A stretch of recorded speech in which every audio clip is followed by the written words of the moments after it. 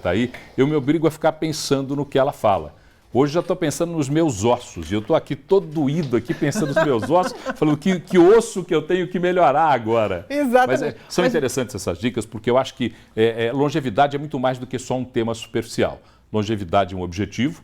E o nosso primeiro entrevistado está aqui, daqui a pouquinho vocês vão conhecê-lo, vão revê-lo, porque ele vem sempre aqui. Mas ele, quando falou em 127 anos, ele esfregou as mãos e falou, oba, ele também quer chegar aos 127 anos. Então, essa é uma grande dica, a gente receber essas dicas são sempre muito boas, porque longevidade realmente é um objetivo que a gente tem que alcançar. Com certeza. Mas agora você não vai pensar em ossos mais, porque você tem um programa inteiro para fazer agora. E o que a gente tem no programa de hoje? Agora são os ossos do ofício. Você vai saber daqui a pouquinho no Redação BH News que tem uma praça aqui no Santa Efigênia que ela é usada de dia para que as crianças aprendam a andar de bicicleta. Só que fazem alguns eventos à noite e os eventos sujam a praça.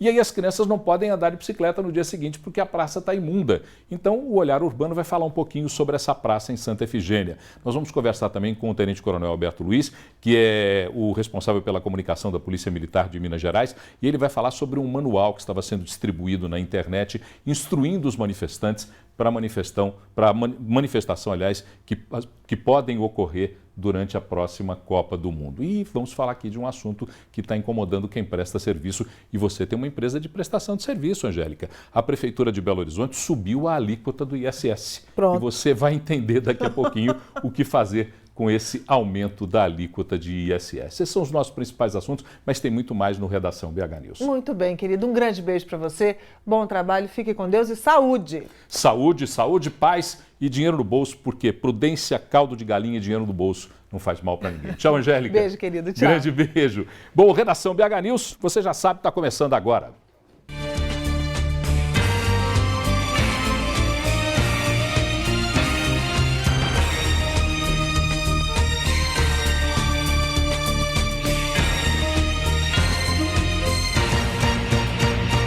Oferecimento Deva Iveco, sempre ao seu lado.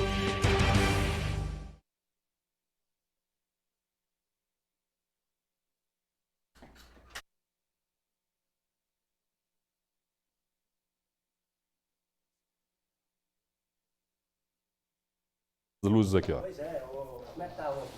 Cadê o cabo? O cabo vira, cadê aquele?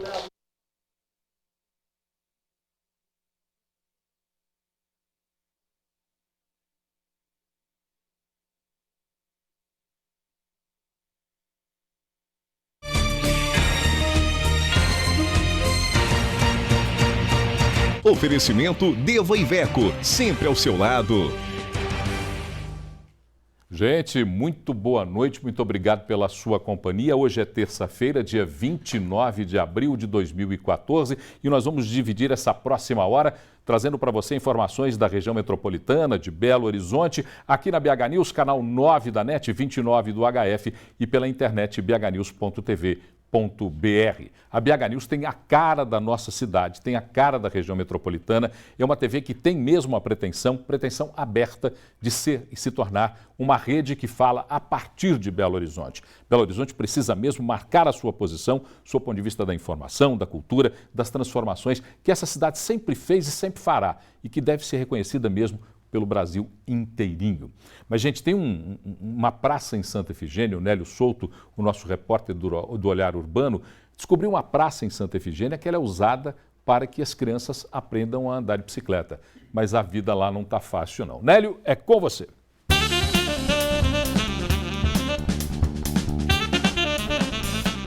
Olá, Paulo. Olá, pessoal. Tudo bem? Bom, hoje eu queria chamar a atenção para um fato que aconteceu na praça do Santa Efigênia, mas que é só, na verdade, um pretexto para a gente encarecidamente pedir às pessoas para ter mais atenção e não jogar lixo, né, no chão, nas ruas. Parece uma coisa tão óbvia, uma coisa tão natural, né, a gente ter esse cuidado, mas não é. A gente vira e mexe, está vendo aí pessoas, toma ali um refrigerante, pega a latinha. Ainda ontem, eu passando pela rua, me deparei com um caso e a gente fica magoado, acho que talvez seja até essa a palavra, mas enfim. Um grupo de ciclistas se reúnem sempre no último domingo de cada mês, ali no Santa Efigênia, na Praça Arnaldo Jansen. E o grupo, né, tem o nome de Escola Bike Anjo. e propõe para a comunidade, para as pessoas, tanto crianças, inclusive até adultos, para ensinar essas pessoas a andarem de bicicleta, né? Olha que ação, né? Que bacana. Porém, o que acontece é que essa mesma praça, ela recebe na sexta-feira a Feira das Flores e no sábado a Feira Tojobim. Então, quando chega no domingo, aí temos aí 2 fotos para mostrar para vocês. As fotos, houve uma matéria do jornal O Tempo, né, levantando essa questão. O jornal O Tempo pegou aí umas fotos que foram publicadas no perfil do Facebook, né, do grupo. Esses são conhecidos como EBA, Escola Bike Anjo. Então, olha a situação da praça. Como você dá aula aí para crianças, para adultos, como você ensina essas pessoas a andarem de bicicleta num espaço como esse? Então, há um problema público aí, né? A limpeza pública deveria ter acontecido nesse intervalo de sábado para domingo. Essa praça está em condições, inclusive essa praça é até conhecida como Praça dos Ciclistas, porque ela tem uma ciclovia aí bem bacana, mas o estado, né, de limpeza aí deplorável. Então a gente aproveita o espaço aqui do Olhar Urbano para a gente aí perseguir essa questão com os filhos nas escolas, né, na comunidade, na sociedade, na vizinhança, para a gente ter mais cuidado com isso. Não vamos jogar lixo no chão, vamos ajudar, porque se a gente ajuda e aí há outro serviço de limpeza que falha, enfim, mesmo assim a condição de convivência, né, do espaço é mais aprazível, né? Quem consegue viver aí no meio da sujeira? E faz parte de uma boa educação, de um bom comportamento. Então, vamos ficar de olho nisso aí. Tá dado o recado, pais, orientem seus filhos, né? Tenha esse cuidado. Tá sempre lembrando que não é legal. O lixo que vai para o chão, ele não se desintegra quando você joga um lixo pela janela do carro, pela janela do ônibus ou pelo chão. Ele tem todo um trabalho de ser retirado dali, limpo, levado para algum lugar. Então vamos colocar o lixo no lugar certo, né? Parece tão óbvio, não é isso? Paulo, muito obrigado. Foi nosso assunto de hoje. A gente se fala amanhã. Um grande abraço. Grande abraço, Nélio. Mais uma vez o Nélio mostrando um pouco de uma característica, ou das características dessa nossa cidade, que é Belo Horizonte. Às vezes ele até aborda a região metropolitana, quase sempre ele lança o olhar sobre a região metropolitana. Agora, é aquela história, se a terra é a nossa casa, o chão da terra é a nossa casa, é o chão da nossa casa. Você joga um pedaço de papel no chão da sua casa? Se você joga, tem alguma coisa errada. Então, se você não joga no chão da sua casa, não deve jogar nas ruas, nas praças. Mesmo quando você tem um evento, tá bom, tudo bem, vai lá se divertir, tomar uma cervejinha, ouvir uma música, mas isso não quer dizer que você tenha o direito de arremessar o papel, a lata de cerveja ou a embalagem do sanduíche em qualquer lugar. O seu direito termina onde começa o meu. E esse respeito, o respeito cidadão, tem que ser estabelecido em tudo na vida. Mas, gente, a imprensa noticiou, a Rádio Itatiaia, na verdade, foi quem primeiro noticiou. Eu ouvi na Rádio Itatiaia e até trocando ideia com o João, fiquei um pouco impactado com essa informação. Foi noticiado que a Polícia Militar apreendeu ou descobriu um manual, aqui em Belo Horizonte, um manual que seria supostamente ou seria usado para instruir os manifestantes que estão se preparando para fazer as manifestações da próxima Copa. Aí nós convidamos o Tenente Coronel Alberto Luiz, que é responsável pela comunicação da Polícia Militar de Minas Gerais, para continuar essa conversa conosco. Boa noite, Tenente Coronel. Mais uma vez, muito obrigado pela sua presença. Eu que agradeço. Bom, como e onde é que foi apreendido esse manual? Olha, esse material de canalice foi apreendido na internet. Eu falo de canalice porque tem ali um material de orientação àqueles que querem promover a desordem, a bagunça, se possível, durante as manifestações, se vier a ocorrer por ocasião da Copa do Mundo. E ali a praxis, pelo menos é o que diz, é o terrorismo como praxe revolucionário. Então, pregando a jovens, tentando injetar na corrente sanguínea dos nossos jovens uma ideia anarquista, mas um anarquismo que eles mesmos não compreendem o que é esse regime. ali é uma proposta de vandalismo, apesar deles mesmos se defenderem nesse material que eu trouxe aqui para você ver. Até era interessante, Tenente Coronel, o senhor falar sobre o teor desse material. Eu tive agora, não conhecia, é um manual prático de resistência revolucionária não pacífica. Não pacífica. Aí já começa a declaração de guerra. Já começa a declaração de guerra. Eu não costumo emitir juízo de conceito, eu não gosto disso, eu acho que a nossa função é noticiar. Certo. Mas quando a gente se depara com um material que já tem como título Manual Prático de Resistência Revolucionária Não Pacífica, nós já estamos pregando alguma coisa que é deixar de conversar. A violência pela violência não se sustenta, mas sozinha não garante a vitória. E aí vem uma série de textos. Tem uma série mas eu queria entender qual o conteúdo mesmo. O espectador quer saber, em linhas gerais, o conteúdo desse manual. Eu vou explicar para você. Primeiro, faz referência a alguns que se intitularam aí comunistas, mas que, segundo quem produziu esse material canalha aqui, ele fala que em produção de coquetéis molotovs, bombas caseiras, armas que possam ser de grande letalidade, é o termo utilizado, de grande letalidade, contra os policiais e aqueles que, porventura, estejam lá, inclusive, defendendo o direito de liberdade. Então, a liberdade de informação. Os jornalistas que, porventura, estiverem lá fazendo uma cobertura e não estiverem a favor de quem está depredando, porque depredação para eles, nesse manual, é um símbolo da posição revolucionária, então eles dizem justamente isto, que vão atacar pontos simbólicos, ou seja, quem está patrocinando a Copa do Mundo, quem é símbolo de um opressor, então a polícia militar. Eles descrevem ali conhecer as nossas ações, as nossas táticas, as nossas estratégias, as munições menos letais que nós podemos utilizar. E eles descrevem, inclusive, o que eles chamam de caveirão, que para nós são carros blindados para desobstruir a via, porque também eles estão ensinando como fazem barricadas, como atear fogo em pneus, como fazer armadilhas, guerrilha urbana, pura e unicamente explicada aí, guerrilha urbana. Como utilizar máscara. Me chama muita atenção, porque eles descrevem, inclusive, o fartamento que utiliza a Polícia Militar, para que serve cada um dos equipamentos que usa a Polícia Militar. Não gosto, não estou aqui julgando, não. Eu fiquei assustado com o conteúdo do manual. Mas isso aí é a síndrome de uma reação justamente boçal, ou seja, ignorante.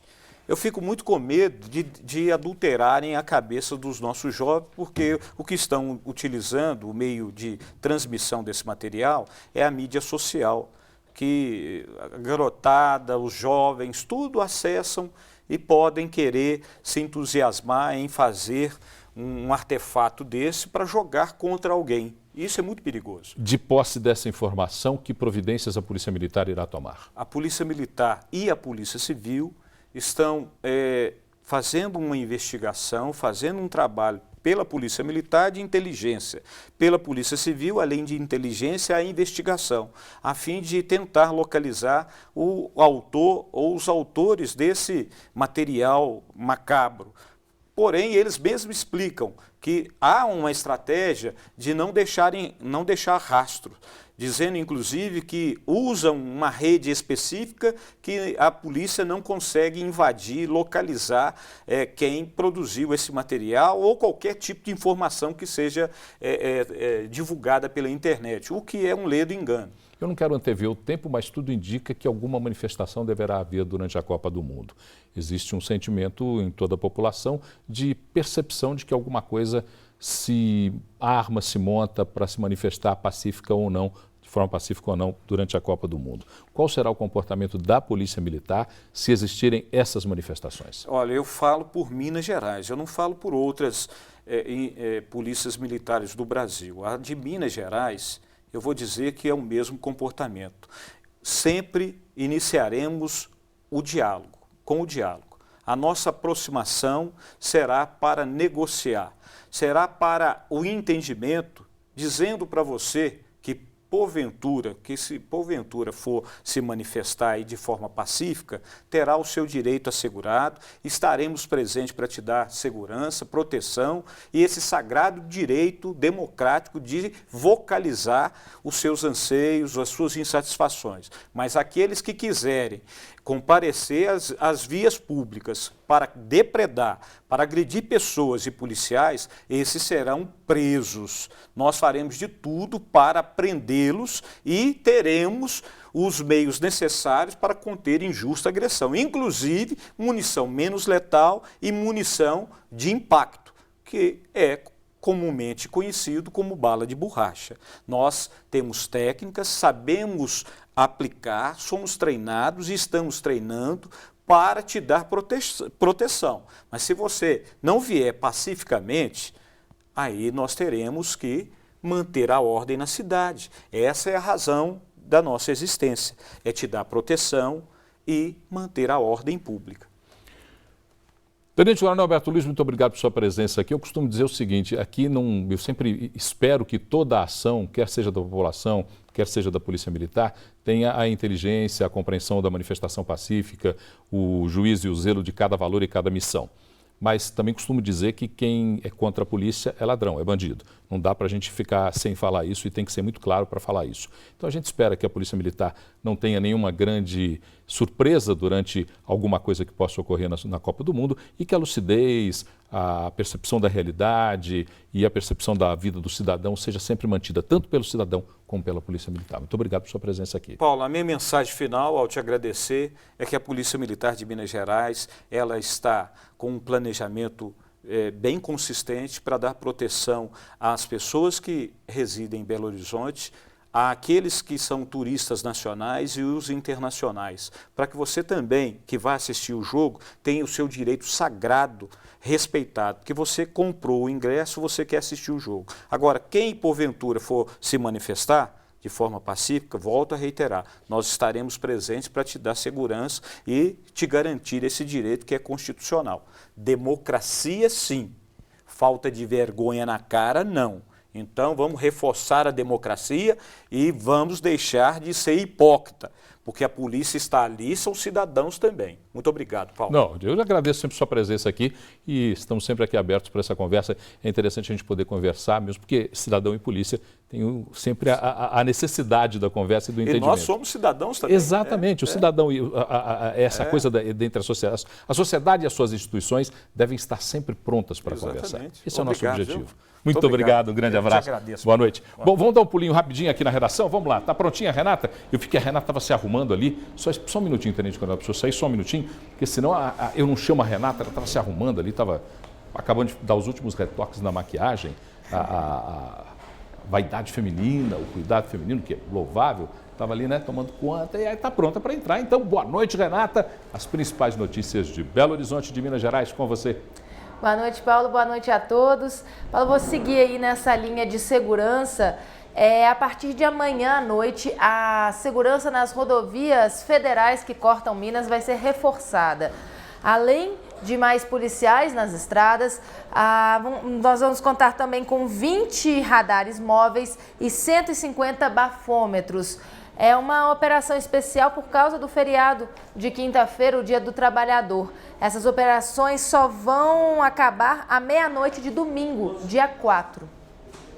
Perfeito. Mas nós temos feriado agora, quinta-feira, né? Eu estava até esquecendo que quinta-feira é feriado, 1º de maio. Dia do trabalho ou do trabalhador, sempre é uma confusão nessa data, mas enfim, é o dia do trabalho e do trabalhador, dia 1º de maio. Feriado aí que fica na quinta-feira, muita gente vai enforcar a sexta, mas vamos trabalhar, hein, gente? Não vamos ficar só nessa coisa de feriado, não. Diga lá, Renata, mais informações aí. Tem que trabalhar mesmo, Paulo, porque todo dia eu venho aqui dar alguma notícia que a inflação está subindo. Dessa vez, os vilões são, mais uma vez, o tomate e a batata. Estão presentes aí no dia a dia dos brasileiros, né?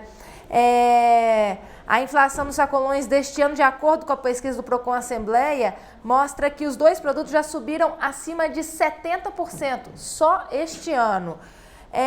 O Procon coletou preços de 58 produtos em 39 estabelecimentos e, no geral, contando todos que subiram muito, médio, e os que caíram de preço, a média é uma alta de 0,14%. Olha, domingo eu fui no supermercado com a Juliana e quase nós brigamos com a batata e com o tomate. Porque eu olhei para a cara da batata e do tomate e falei, você é vilão da inflação, você é vilã da inflação, dona Batata. Porque está caro mesmo. Eu assustei, o preço da batata me assustou. A hora que eu vi o preço da batata, eu falei, opa, alto lá, dona Batata, calma que o negócio, o buraco é mais embaixo. Vamos lá, Renata. Nhoque ao sugo hoje é prato de luxo, né, Paulo? Não pode misturar os dois, não. Agora, ontem eu falei que Belo Horizonte tinha registrado a temperatura mais baixa do ano. O recorde foi batido com essa madrugada. Temperatura de 10,7 graus lá na região da Pampulha e também na região oeste. Agora, Maria da Fé, no sul do estado, registrou uma temperatura mínima de 2,7 graus. É muito frio, né, Paulo? Nossa, só de você falar eu já estou tremendo. Estou querendo botar um cachecol, uma blusa. 2,7? 2,7. É frio pra caramba, Renata. Pelo amor de Deus. Tem mais alguma coisa? Tem sim. As denúncias de violação dos direitos da criança e do adolescente subiram mais de 14% no estado.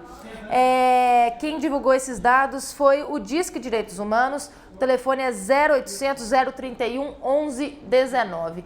Quando eles lançam esses dados, há sempre uma dúvida. Será que aumentou o número de denúncias ou aumentou o número de casos? A gente sempre espera que as pessoas estejam denunciando mais e não sendo mais agredidas, né? Eu até entendo um pouco essa discussão sobre crianças e adolescentes. Acho uma brutalidade quando se agride criança, idoso. Aliás, quando qualquer tipo de agressão é perpetrada, eu acho uma brutalidade. Agora, também preciso que a gente acenda a luz no tema, sempre que fala de criança e adolescente, que está na hora de rever o Estatuto da Criança e do Adolescente. Outro dia eu presenciei no centro da cidade, em Belo Horizonte, 3 adolescentes, e eu vi a dificuldade policial que estava atrás. 3 adolescentes, um corpo do tamanho do meu, pronto para me encarar. E ameaçando as pessoas, ameaçando com quem estava com o telefone celular. Enfim, essa discussão, a sociedade precisa levar a cabo essa discussão. Não dá mais para ficar remediando essa discussão.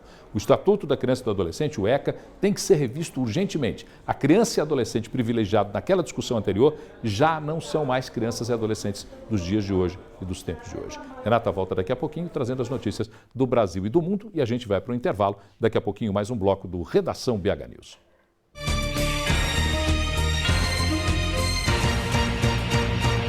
Oferecimento Deva Iveco, sempre ao seu lado.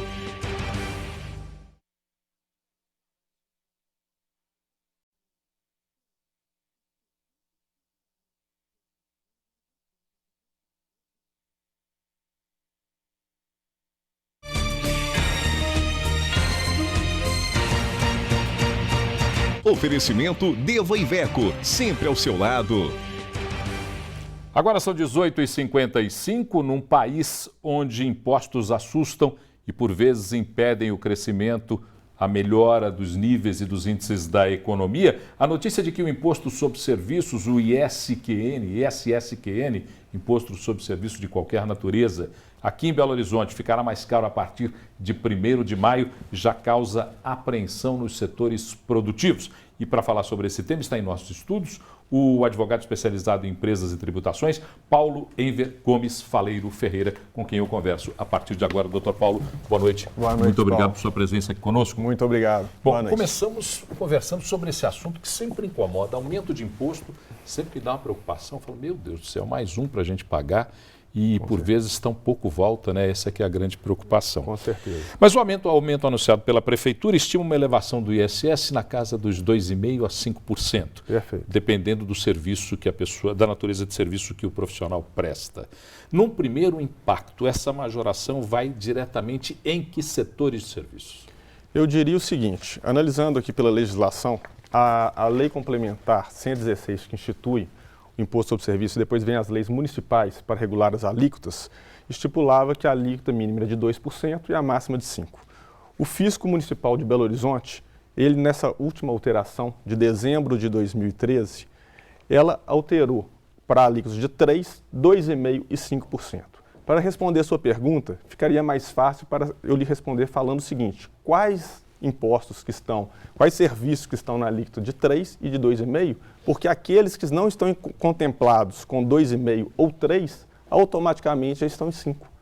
E esses serão os mais penalizados? Os mais penalizados, como por exemplo a questão de produção de vídeos, o setor de educação. O interessante seria, então, que aqueles prestadores de serviço em Belo Horizonte entrassem no site da Prefeitura e consultassem a lei e vissem onde é que está o seu setor. Consultasse a lista de serviços e pela lista de serviços, verificando pelo setor, vai saber qual é a sua alíquota efetiva e o impacto que isso vai ocasionar. O certo é que vai impactar em todos os setores. Com certeza. Todos os setores serão impactados com isso. E o aumento é inevitável que esse aumento faça com que haja um repasse dos custos dos prestadores de serviço? É inevitável que isso aconteça? Entendo que sim, porque na verdade o que acontece? O tributo é um custo. E o prestador de serviço, se ele não for absorver isso como um custo unicamente para ele, vai estar repassando no preço da prestação de serviço, e quem vai estar pagando isso somos nós, os consumidores finais. O que, ao meu ver, pode dar um viés até mesmo de autoinflacionária, porque você vai estar repassando um aumento do seu custo, que é um custo tributário, para o consumidor final, que está daquele prestador de serviço. E numa cidade com características de prestação de serviço como Belo Horizonte, esse impacto da inflação é quase que inevitável. Acredito que sim. Bom, o aumento pode empurrar profissionais para informalidade? Olha, isso é uma pergunta difícil, mas o que a gente vê é o seguinte, porque aqueles profissionais que não conseguirem repassar esse custo na sua prestação de serviço, no seu produto final, com certeza pode ter aquela opção, que é aquele jeitinho brasileiro. Olha, com nota é tanto, sem nota é tanto. Então, quando você não consegue repassar e o seu consumidor que fala assim, eu aceito aquele produto sem nota, automaticamente ele vai estar pagando um preço menor e com certeza vai estar aumentando a informalidade. É comum que esses profissionais se estabeleçam em municípios da Grande Belo Horizonte ou no redor de Belo Horizonte e que tenham alíquotas menores.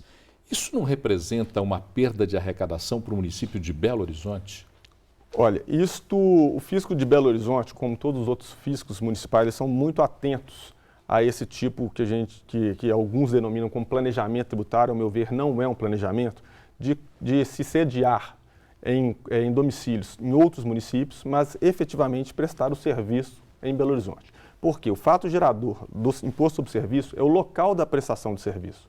Então, o fisco de Belo Horizonte está muito atento, independente se você está domiciliado em Nova Lima, Rio Acima ou outros municípios cuja alíquota é menor, mas presta serviço efetivamente em Belo Horizonte, a cobrança será feita por Belo Horizonte. Mesmo que comprovadamente eu tenha um escritório em Nova Lima e lá vá trabalhar todos os dias? Não. Se você trabalhar e prestar o serviço em Nova Lima, sua atividade profissional for lá, não. O que eu estou dizendo é aqueles profissionais que têm simplesmente uma caixa postal, um domicílio fiscal em outro município, mas exerce a prestação de serviço em Belo Horizonte. Agora não está estabelecida uma guerra fiscal com isso? Mais uma vez, a discussão da guerra fiscal? Sem sombra de dúvida. Eu acho que Belo Horizonte vem a perder em determinados setores que, porventura, façam essa conta e realmente desloque todo o seu domicílio fiscal e de pessoal e de produção para outros municípios. Outros municípios limítrofes a Belo Horizonte. Uma questão que sempre vem quando a gente fala sobre aumento de impostos é se o aumento de imposto vai ser repassado para a população. Nós vamos ganhar com isso. Tem alguma coisa na lei que garante que isso aconteça ou não? Não. Só a simples arrecadação? Só a simples arrecadação. E o que é lamentável, porque Exatamente. a gente não consegue entender esses aumentos todas as horas. Porque a grande frustração é que se isso fosse revertido, né, para a população, com melhoras, mas o que a gente vê não é isso, é simplesmente uma ânsia arrecadatória sem uma contraprestação eficiente. Por último, para a gente finalizar essa nossa conversa, quais os cuidados que os prestadores de serviço devem ter a partir de agora, a partir de 1º de maio, com essa majoração do ISS? Entendemos que eles devam ter, justamente, fazer uma pesquisa acurada na lista de serviços e verificar em qual alíquota ele se enquadra. Juntamente com o seu contador ou com o seu consultor, fazer um estudo da melhor forma de tributação e até mesmo um desenho aí de cálculo, planejamento financeiro para verificar se vale a pena ele deslocar para outro município de forma efetiva ou não, ou absorver este aumento de alíquota. O prestador de serviço pode tentar se enquadrar numa outra característica da prestação de serviço, se assim lhe for permitido? Sim, poderia, mas de qualquer forma, se ele exercer serviços mistos, híbridos, ele vai estar em alíquotas também, se forem distintas, naquela receita daquele serviço numa alíquota e na outra receita em outra alíquota. Prevalece sempre a maior, não? Não, ele vai ter o serviço híbrido. Vai ser o serviço híbrido. Perfeito. Agradecer a presença conosco aqui nos nossos estúdios do Dr. Paulo Enver Gomes Faleiro Ferreira, que é advogado especializado em empresas e tributações. Muito obrigado. Muito obrigado e uma boa noite. Vamos dar um pulinho rapidinho na redação mais uma vez? Só um minutinho, doutor Paulo. Muito obrigado, grande abraço. Aguarda um minutinho aqui, só para a gente chamar a Renata. Renata, tá aí, tudo bem, Renata? Feliz, tranquila, vai sair de férias. Amanhã você vem ainda, Renata? Não, hoje é meu último dia, Seu Paulo. último dia de trabalho hoje? Hoje. Amanhã você já vai para os Estados Unidos? Sim, agora eu só volto aqui em junho. Só em junho? Só em junho, um mês. Eu quero férias aí, assim, Marcílio, por favor. tranquila. Eu quero férias com esse tamanho de férias. Um mês viajando. Não, antes de terminar o programa, queria te desejar uma boas férias, boa viagem. Descanse bastante e volte animada, porque em junho a gente tem muito trabalho, hein? Pois é, muito obrigada. E relembrando aqui que eu saio de férias, mas a nossa colega Patrícia Contaldi vai ficar aqui no meu lugar, inclusive nas edições das 4 e das 5 da tarde do Jornal BH News TV. Patrícia, que já fez a sua estreia aqui no Redação BH News. Notícias do Brasil e do mundo, Renata Dairo. Paula, eu vou te contar uma notícia que vai parecer que você já ouviu ela antes. Um membro de um comitê organizador de um evento esportivo que vai acontecer no Brasil falou que a preparação brasileira para este evento foi a pior que ele já viu até hoje na história desses eventos. Mas eu não estou falando da Copa do Mundo, estou falando das Olimpíadas no Rio de Janeiro. A história se repete, infelizmente, deixando o Brasil aí mal no exterior. Mas, gente, é incrível. Nós vimos os Jogos Olímpicos com desmandos de verba, com processos depois que terminam os Jogos Olímpicos, com a má estrutura, com nenhum legado deixado para a cidade do Rio de Janeiro. Aí estamos assistindo a Copa do Mundo. Me desculpe a sinceridade, eu não estou aqui criticando ninguém que tenha se envolvido com a Copa do Mundo. Mas, olha, eu rodei as cidades que são sedes da Copa, algumas delas, Porto Alegre, São Paulo, Rio de Janeiro, Belo Horizonte, Salvador. Eu estive nessas cidades, a gente não vê nada de transformação exata na cidade, sabe? Não vê legado da Copa. Então era preciso que se falasse claramente, olha, Copa do Mundo é um evento que pertence a uma senhora velha que mora lá na Suíça, rabugenta, chamada FIFA, pertence a ela, dona FIFA, é um evento privado. E pronto, acabou, realiza, vê o que vai gastar, vê o que vai ganhar e termina. Não fica essa fantasia, né, de legado, de bobajada danada. Mais informação? Só para reforçar aqui, quem falou isso foi o vice-presidente do Comitê Olímpico Internacional, John Coates, que ele criticou hoje aí a preparação do Rio de Janeiro. Agora, a Comissão de Direitos Humanos e Legislação participativa do Senado aprovou hoje uma cota de 20% para negros e pardos em concursos públicos aqui no Brasil. Perfeito, Renatinha. Muito obrigado. Boa viagem. Não, você ainda tem o Tá na Mídia. Não descansa assim, não. Tem o Tá na Mídia. Daqui a pouquinho você volta com a última atividade antes das férias, porque agora eu vou conversar com o Carlos Barroso. Barroso está aqui do meu lado. Barroso fala com a gente sobre a pesquisa que saiu hoje e a pesquisa que aponta mais uma vez, aponta para a queda da presidente Dilma. A sinalização é de queda constante, né? A gente não pode negar isso. A presidente Dilma caiu a 37%. Em fevereiro, era 43,7%. Os jornais estão dando que ela caiu 6%. Mas se a gente olhar aí, são 6,6%. É uma queda de quase 7%. Já Aécio Neves, que está sendo o principal beneficiário desse rumo aí das pesquisas, ele subiu 4,6%. Ele foi de 17% para 21,6%. Olha, é interessante lembrar que essa pesquisa é estimulada, é onde você apresenta o nome dos candidatos e é como vai acontecendo a eleição. Você vai ter o conhecimento dos candidatos. Mas na espontânea, o que a gente vê é uma queda um pouco menor, né? Sim. Um pouco menor, mas também uma queda e uma ascensão do candidato Aécio Neves e já surgindo uma intenção de voto no ex-presidente Lula. Agora é interessante destacar que isso aí é um universo de 2.002 pessoas pesquisadas entre os dias 21 e 25 desse mês. Mas pelo ideário, pela ciência das pesquisas, essas 2.002 pessoas representam o conjunto do eleitorado. A quem acredite, a quem não acredite, que é um retrato exato, né? Mas essa é a questão. E essa sinalização de queda da presidente Dilma, e eu acho que é uma situação até muito ruim para ela, repercute num possível segundo turno. Esse segundo turno também, ela está sangrando. Eu fiz as contas de quanto que ela sangra aí em relação a Aécio Neves. Com a queda dela e a subida de Aécio, ela sangra mais de 11%. Tirando de o que a Aécio subiu e o que ela perdeu, né? E para o segundo turno, que ela fica com 39,2% das intenções de voto contra 29,3% de Aécio. Era muito mais em fevereiro. E como é que fica a situação do candidato Eduardo Campos do PSB, que parecia a estrela em ascensão, mas parece que agora as pesquisas acomodam um pouco a situação Ele está acomodado em números, ele subiu um pouco, naturalmente, ele tinha 9,9%, está com 11,8%, tem uma subida aí de menos de 2%. Estou falando da estimulada, né? Sim. Da estimulada. Na espontânea ele repete também os 2%. Os 2%. Parece que tudo indica que o Aécio Neves é o principal beneficiário, inclusive nessa pesquisa de segundo turno, ele, Eduardo Campos, ele tem pouco mais de 30%, o Eduardo Campos tem pouco mais de 20%. Um possível segundo turno entre os dois, porque hoje o Aécio disse isso, que ele acredita que o PT vai sair do segundo turno. Bom, só para entender um pouco melhor essa disputa, essa pesquisa, a pesquisa foi feita pelo CNA, né? CNA. Instituto de Pesquisa CNA. E com a CNT, com a Confederação Nacional do Transporte. Perfeito.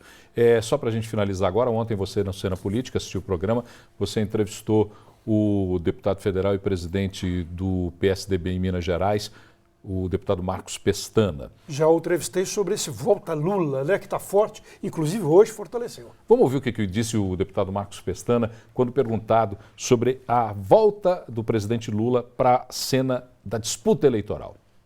Se fizer uma pesquisa no PT, no PMDB e na base aliada, 90%, a Dilma é muito pouco querida no Congresso. Lá eles defendem a Dilma só para cumprir tabela, por obrigação de ofício.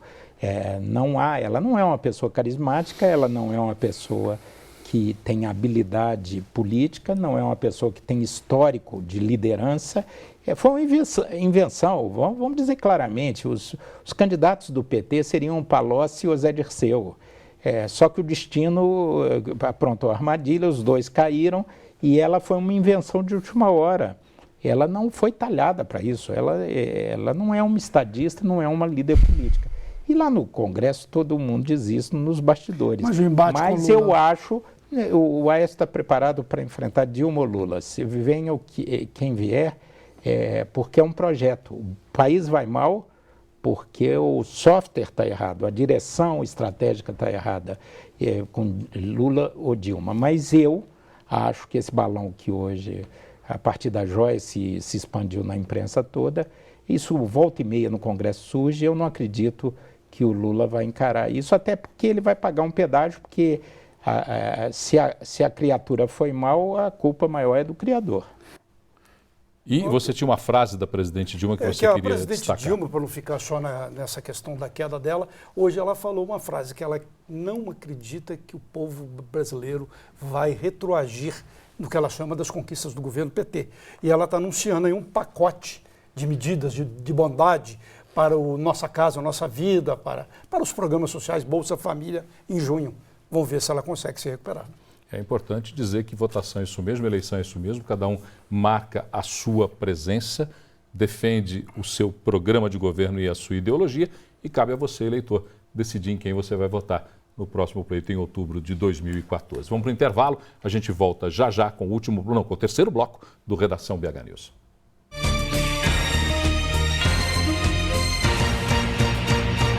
Oferecimento Deva Iveco, sempre ao seu lado.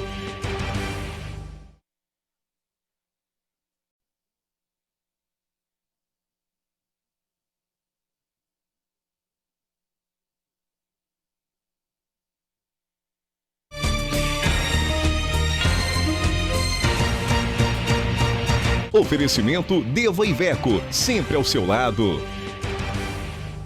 Olha, usuários e representantes de entidades voltadas a pessoas que tenham deficiência estão se queixando dos problemas de acessibilidade, tanto no transporte público como nas vias, nos prédios. Realmente, se a gente olhar para a cidade como um todo, acessibilidade não é uma palavra comum. A gente não tem um olhar muito detalhado para isso. Nós temos a tendência de olhar sempre para a maioria, né? E aí fica aquele olhar, um olhar esquisito, né, de maioria, porque que maioria é essa? Se você não inclui, não tem maioria. Se é exclusiva, não é maioria, né? Mas a deputada estadual Lisa Prado, do PSB, é autora de uma ação popular que... Do PROS. Do PROS. Ah, do PROS, desculpa. A deputada estadual Lisa Prado, do PROS, é autora... Ainda bem que a senhora corrigiu aqui, deputada, senão eu cometei um equívoco aqui.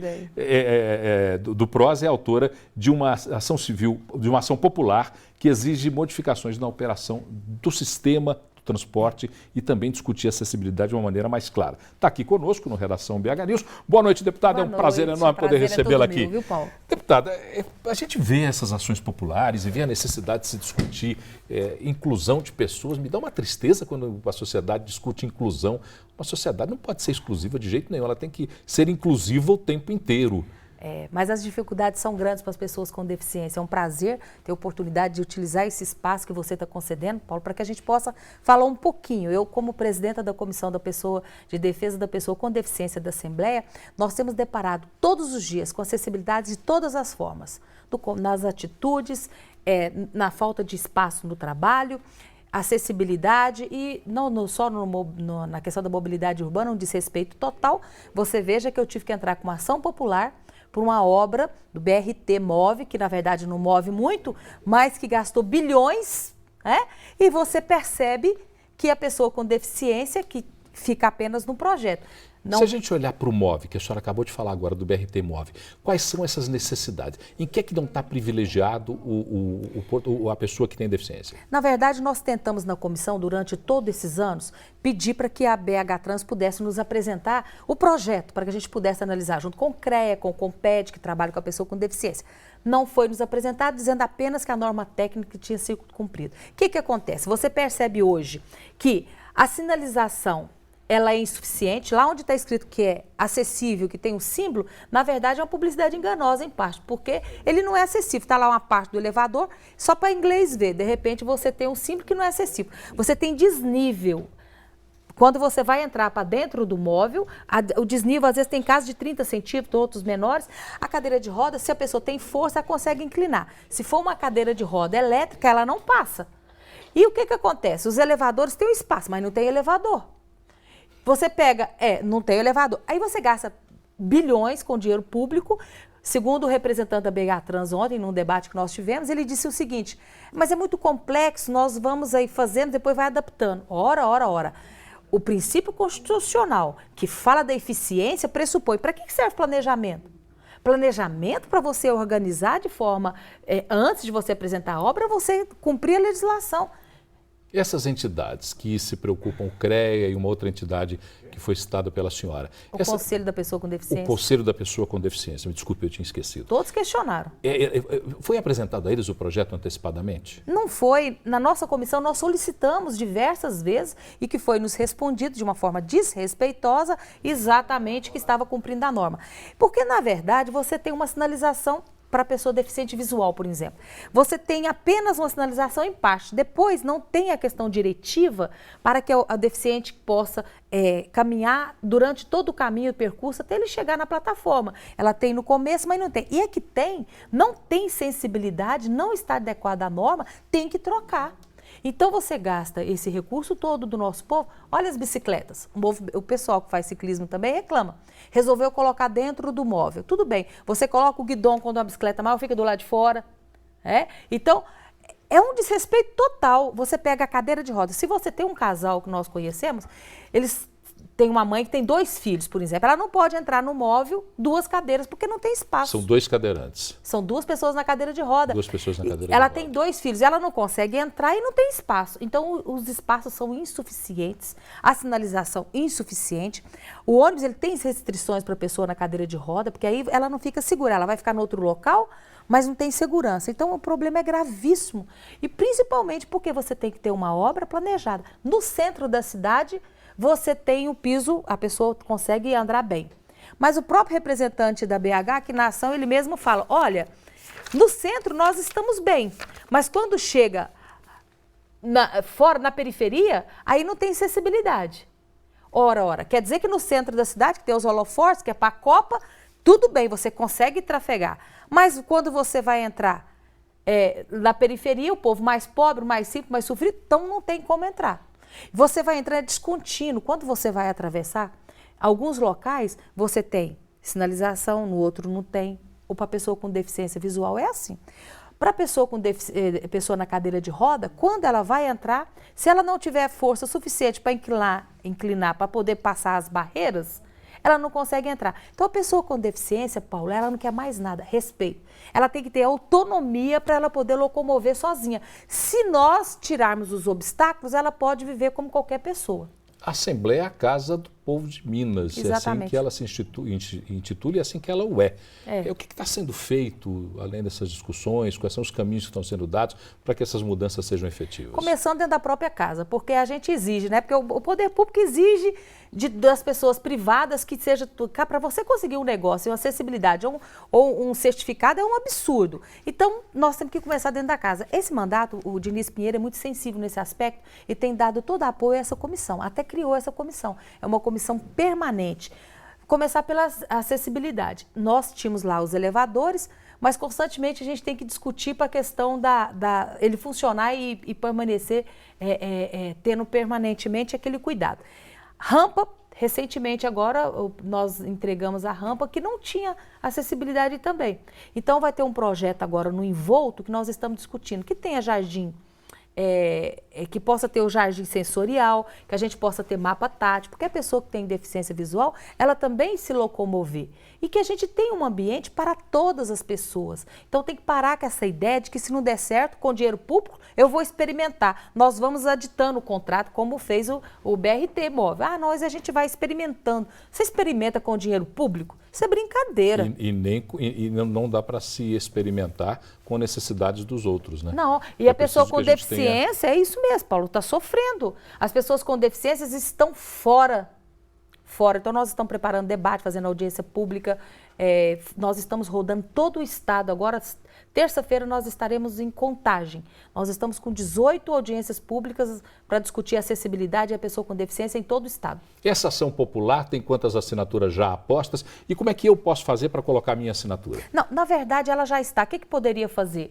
Ela o juiz mandou para nós, mas foi um equívoco da secretaria, que ele deveria ter mandado para o Ministério Público. Sim. Então, essa ação popular, ela já está lá. O que eu gostaria de pedir, que a gente pudesse pedir à promotoria, que ele fizesse um relatório, a imprensa toda está mostrando, está filmando, tudo que eu estou falando aqui, tem fotografias, tem prova, tem documentos, mostrando que, na verdade, a legislação não foi cumprida. Então, pedir para que realmente o promotor se manifeste favorável e que o juiz possa conceder um liminar, dando um prazo para que eles possam respeitar. Porque, segundo eu percebi, se você não pressionar, está no projeto, mas não tem o elevador. Nós vamos ter que fazer um acordo para que a pessoa com deficiência seja respeitada. Eu espero que na próxima visita que a senhora nos faça, essas questões tenham sido superadas e que a gente deva discutir outras questões, porque não dá mais para a gente ficar discutindo. Não, vou ter que fazer uma lei, né, Paulo, para fazer rampa no coração das pessoas, né? Esse é o único caminho, infelizmente. Tomara que cada um construa a sua própria rampa para poder entender que todos nós somos de um mesmo lugar. É respeito. Simplesmente respeito. Deputada, grande prazer falar com a senhora. Prazer foi meu, Paulo. Muito obrigada pela oportunidade. Até a próxima oportunidade. Boa noite para vocês. Obrigada. Bom, vamos rapidinho para a redação? Redação, rapidinho, para que a Renata nos traga o que é que está na mídia. Com você, Renata. Paulo, futebol sempre esteve na mídia, né? E hoje, Real Madrid fez bonito, ganhou de 4-0 do Bayern de Munique. Na casa do Bayern, e está garantido para a final da Champions League. Foram 2 gols do Cristiano Ronaldo, que hoje é o jogador que mais fez gols nessa competição, na Champions League. É um uma moral, né? E aí encerra a briga dos presidentes, né? O presidente, dos treinadores, aliás, o Pep Guardiola e o Ancelotti ficaram brigando a semana inteira. Ficaram discutindo a semana inteira. E aí, o Ancelotti na bola acabou com a discussão. Real Madrid segue em frente, espera o resultado de Atlético Madrid e Chelsea. É isso? Exatamente. Então tá bom. Grande abraço, Renata. Ótimas férias para você e até junho. Obrigada e um grande beijo a todos. Até junho. Até junho. Intervalo, a gente volta já já com o último bloco do Redação BH News.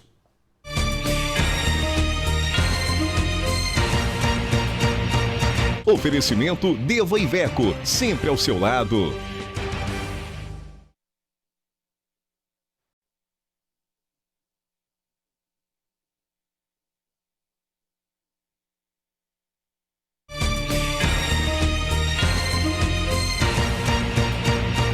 Oferecimento Deva Iveco, sempre ao seu lado.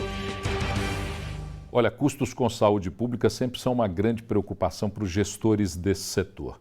E a gente vai vendo cada dia que aparece uma discussão sobre a saúde do brasileiro, a saúde do cidadão. A coluna é o maior problema. Todo mundo... Outro dia eu li uma frase que ficou profundamente marcada. Mais cedo ou mais tarde, todos nós teremos problema de coluna. E agora eu descubro que o ombro também é um problema. Eu já estou somatizando, estou com uma dor aqui no ombro. Deixa eu conversar com o doutor Marco Antônio de Castro Viado, que é ortopedista. Atendeu o nosso convite. Muito obrigado por estar aqui, doutor Marco.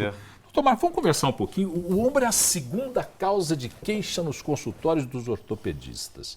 E eu fiquei preocupado com isso, porque por que o ombro incomoda tanta gente? Boa noite, obrigado pela oportunidade de estar aqui para falar sobre esse problema tão incômodo, desconfortável, que tem realmente atingido grande parte da população, tanto ela mais jovem quanto mais velha. Então, na verdade, hoje, com o envelhecimento da população, a gente nota isso, as pessoas vivendo mais, então tem mais tempo de ter lesões no ombro que antes não era possível. Como, por exemplo, uma artrose, que é um próprio desgaste, o envelhecimento da articulação do ombro, a pessoa vivendo mais, ela vai ter mais tempo de queixar dores nos ombros. Dá para dizer que, assim como a coluna, todos nós teremos problema com os ombros? Não, não necessariamente, mas na verdade é mais ou menos o mesmo raciocínio. Se você pensar que por que as pessoas têm dor na coluna, isso é um fato importante. Todo mundo vai ter uma dor na coluna em uma época da vida. Se você não vai ter, uma época futura provavelmente vai ter. Já está doendo aqui, só se eu falar que já está doendo aqui. Então, tem muitas causas, né, que podem explicar.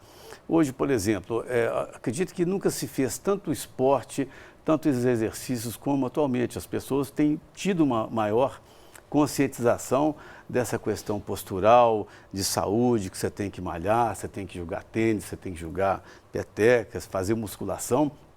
Certamente que tem, mas isso também, se não for bem feito, vai levar isso que eu ia perguntar, porque essa obsessão pelo esporte, a obsessão pelo físico mais saudável, toma conta de todos nós. É uma saudável obsessão em alguns momentos, em outros não.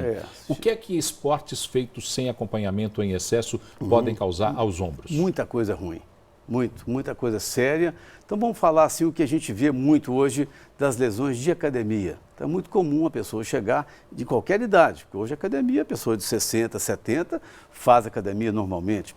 Se você não tem uma orientação boa, direta, uma pessoa te fiscalizando com os exercícios que você faz, existe uma tendência, principalmente das pessoas mais jovens, a aumentar a carga. Eles fazem uma semana com peso, daí a pouco quer aumentar mais 2, 5 quilos. Isso aí pode levar a uma sobrecarga e uma dor no ombro. Isso nessa pessoa mais nova. A pessoa mais velha, eu digo aí, digamos, 50 anos em diante, onde os tendões já são mais enfraquecidos naturalmente pelo processo degenerativo da idade, esse tendão se lesa mais facilmente. Ele se rompe e hoje é a grande causa da dor no ombro da pessoa nessa idade, é o rompimento do tendão. Isso antigamente, acho que todo mundo tem esse conhecimento que a dor no ombro era sinônimo de bursite. Acho que todo mundo sabe disso, né? Então, na verdade, tem a bursite? Tem a bursite, sim.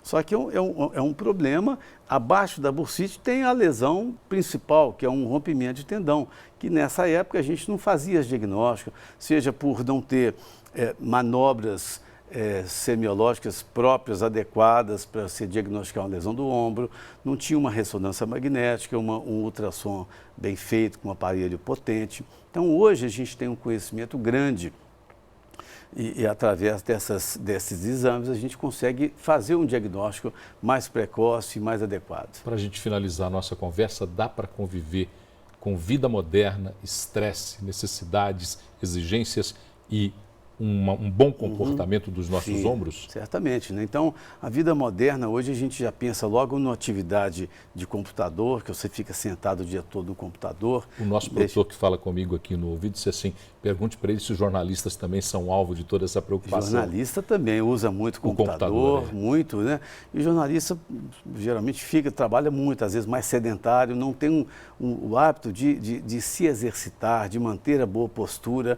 Isso deve ser uma preocupação da gente, do ser humano, de manhã até de noite. Né? Desde de manhã vai fazer o trabalho, vai fazer o exercício adequado. Você disse prevente, como é que você convive com isso? Através de correção da sua postura, exercícios de fortalecimento de determinados grupos musculares, alongamentos bem feitos para essa articulação. Tudo isso ajuda você a sentir-se melhor.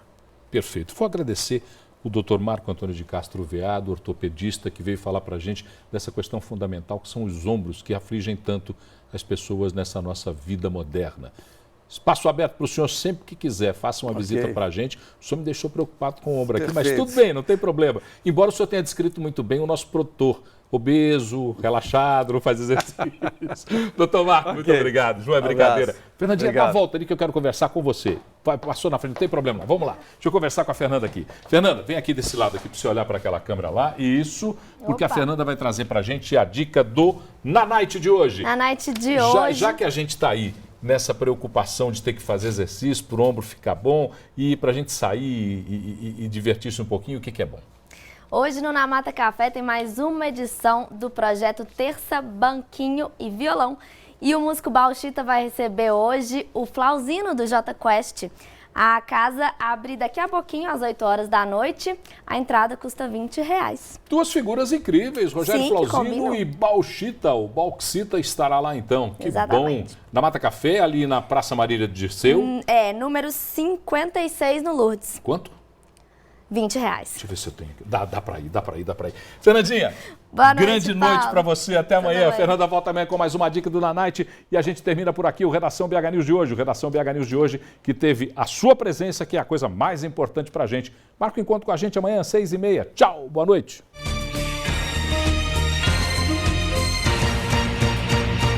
Oferecimento Deva Iveco, sempre ao seu lado.